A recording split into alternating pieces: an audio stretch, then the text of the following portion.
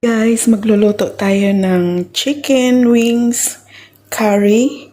And ito yung ating mga ingredients. Carrots, onion, ginger, spring onion, and potato of course. And we have this coconut curry sauce.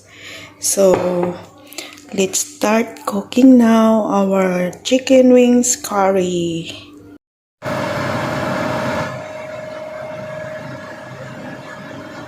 So, mag-preheat tayo ng cooking oil.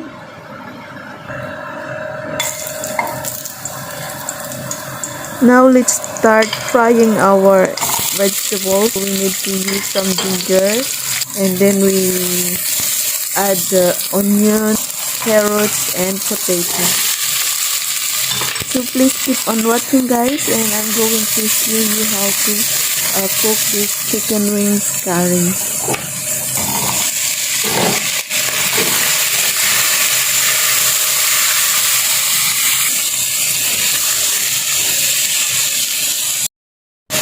Now I pick out first the carrots and potato in a separate bowl, and then I will fry the chicken wings with some little onion, and we will fry a little bit until little brown.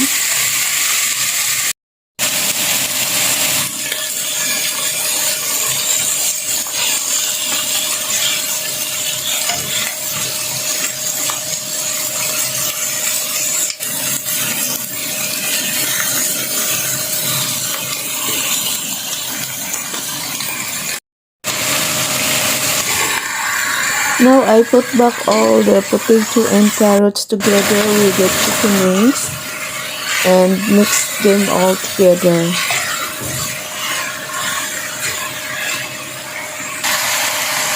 Now I add 2 tablespoons of coconut curry sauce, and also I add some water. You can add some salt and pepper if you like.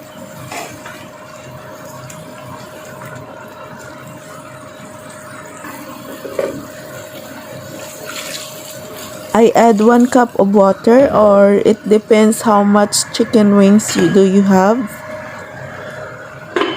Now we cover the casserole and we cook it until the potato and carrots are fully soft, and it's ready. So that's all, guys, for today. Thank you for watching.